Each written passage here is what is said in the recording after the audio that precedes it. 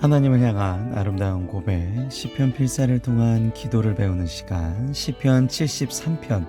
오늘 그 두 번째 시간 28절까지 하나님을 향한 새로운 신앙 고백의 기도가 되겠습니다. 이 하나님을 향한 새로운 신앙 고백의 기도 있는 시편 73편은 지난 첫 번째 시간에 말씀드렸지만 지혜 시이고요. 그리고 시편의 5권, 5권 중에 제 3권의 첫 번째 시, 그 중에서도 아삽의 시가 되겠습니다. 첫 번째 시간에는 악인의 형통으로 처참했던 자신의 심경을 얘기하고 악인들과 교만의 묘사를 현실에 반영하는 것을 얘기했다면, 오늘은 그 고난 끝에 뭔가를 깨닫고 하나님을 향한 새 확신과 새로운 신앙을 고백하는 부분이 되겠습니다. 그러면 하나님을 향한 새로운 신앙 고백의 기도 시작하시도록 하겠습니다. 내가 만일 스스로 이르기를 내가 그들처럼 말하리라 하였더라면 나는 주의 아들들의 세대에 대하여 악행을 행하였느니라.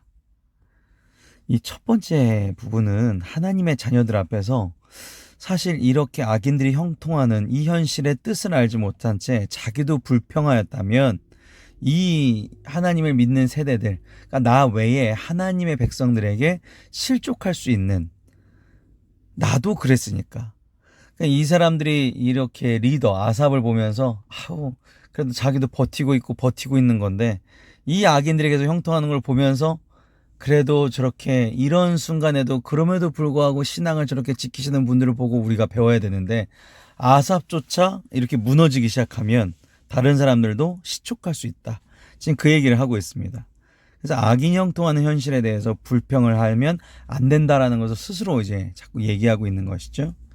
내가 어쩌면 이를 알까 하여 생각한즉 그것이 내게 심한 고통이 되었더니. 근데 이제 아무리 부조리한 현실을 이해하기 위해서 깊이 아주 고뇌하듯 생각하였지만 이해할 수 없어서 너무나 그 현실이 고통스럽다라는 걸 얘기하고 있는 부분이고요.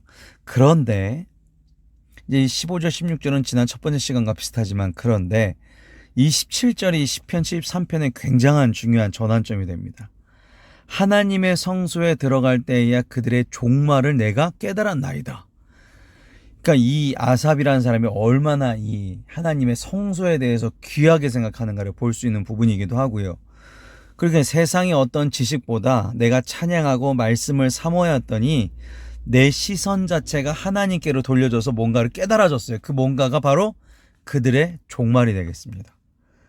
그래서 고난 끝에 그들의 끝이 보이기 시작한 거예요. 내 생각으로 판단한 게 아니라 이제는 내가 하나님의 생각으로, 하나님의 관점으로 이 사람들을 봤다라는 것이죠. 그럼 하나님을 향한 새로운 고백과 새로운 찬양에 대한 고백 18절부터 보시죠. 주께서 참으로 그들을 미끄러운 곳에 두시며 파멸에 던지시니. 그래서 우리가 예배를 항상 드려야 되는 이유가 그거죠. 하나님께 찬양을 계속적으로 우리가 올려야 되고 말씀을 드려야 되는 이유가 이겁니다. 내 생각이 아니라 하나님의 생각으로 해야지만 내 마음에 참된 기쁨과 감사가 올라올 수 있다는 것이죠. 악인들은 결국 미끄러운 곳, 제대로 서 있을 수 없는 곳, 위태로운 자리에 두셔버리는 거예요.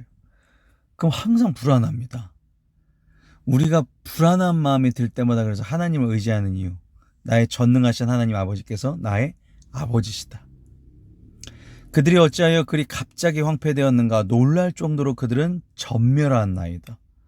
갑자기 놀랄 정도로. 이것은 사람이 할 수 있는 일이 아니죠. 이거는 하나님이 그들을 황폐하고 전멸케 하신 거라는 것이죠.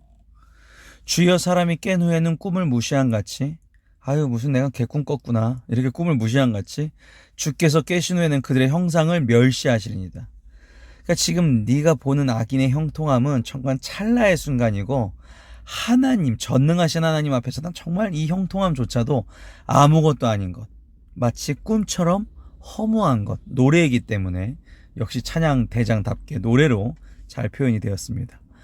내 마음이 산란하여 내 양심이 찔렀나이다라는 21절 표현은 이 아삽이라는 사람도 악인의 형통으로 고통도 겪었지만 한쪽으로 부러워하기도 하였다는 걸 고백하는 거죠. 솔직하게 내 양심을 찔렀나이다. 그래, 부러웠어. 나도 내가 이같이 우매 무지함으로 주 앞에 짐승이오나. 저렇게 악인의 형통함을 부러워했던 나는 생각할 수 없는 무지한 짐승과 같다라고 표현을 하죠. 그러니까 우리가 생각하는 것이 진짜 옳은 것이 아니고 우리가 생각하는 것이 전부가 아니라는 걸 우리는 항상 기억하고 있어야 됩니다. 그래서 우리는 겸손한 존재죠. 23절 그래서 고백합니다. 내가 항상 주와 함께하니 주께서 내 오른손을 붙드셨나이다. 오른손은 권력, 힘을 뜻하죠. 그럼에도 불구하고의 신앙. 항상 주와 함께 있으면 모든 것을 이길 것이다. 결국에 이기게 되어 있죠. 그러니까 그들은 미끄러운 곳에 있지만 우리는 이기게 되어 있죠. 그래서 24절 주의 교훈으로 나를 인도하시고 후에는 영광으로 나를 영접하시리니.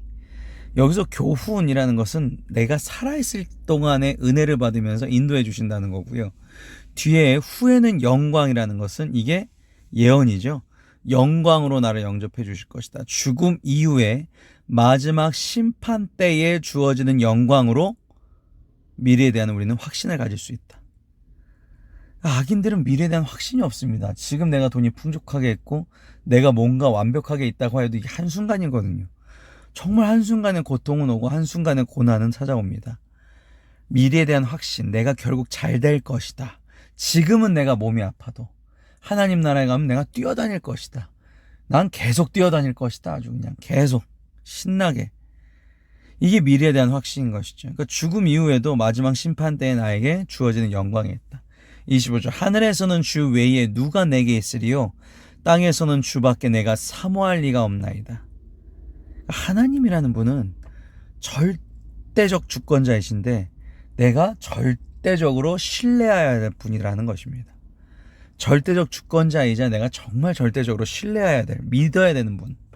내 육체와 마음은 쇠약하나 하나님은 내 마음의 반석이시오. 아까 우리 18절에 미끄러운 곳 나왔죠. 그게 이제 대조가 되는 거죠. 노래이기 때문에 그렇습니다. 내 마음의 반석. 그리고 영원한 분깃. 할당량을 뜻하죠. 할당량. 하나님의 내가 자녀이기 때문에 하나님의 자녀세요. 그럼 이 정도 할당량인 거죠. 이 할당량이 다시 말해서 하나님의 끊임없는 복을 받게 된다. 끊임없는 축복. 그래서 우린 이렇게 나에게 반석이 되시고 축복을 주시는 하나님을, 복을 주시는 하나님을 내가 소망하고 신뢰해야 된다. 그런데 반대로 무릇 주를 멀리하는 자는 망하리니 음녀같이 주를 떠난 자를 주께서 다 멸하셨나이다. 이게 노래가 맞춰지면서 요약하는 겁니다. 자, 이거는 지금 악인의 종말을 얘기하는 거고요. 마지막 28절 하나님께 가까이함이 내게 복이라 내가 주 여호와를 나의 피난처로 삼아 주의 모든 행적을 전파하리라. 이게 바로 의인의 종말이겠죠. 하나님과 가까이하면 하나님은 우리에게 끊임없이 복을 허락해 주죠. 왜 복을 허락해 주셔요?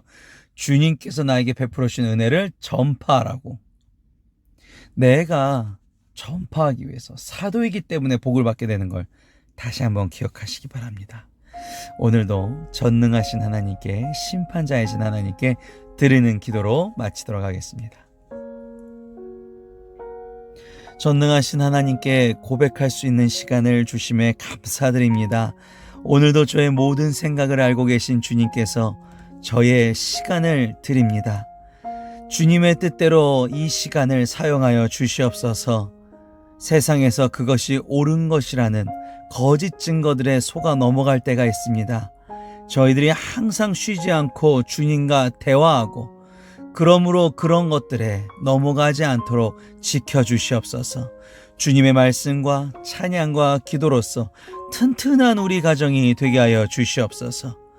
마지막 때에 주님께서 인정하여 주시는 일꾼이 될 줄 믿사와 사랑과 은혜가 풍성하신 주 예수 그리스도의 이름으로 기도드렸사옵나이다. 아멘.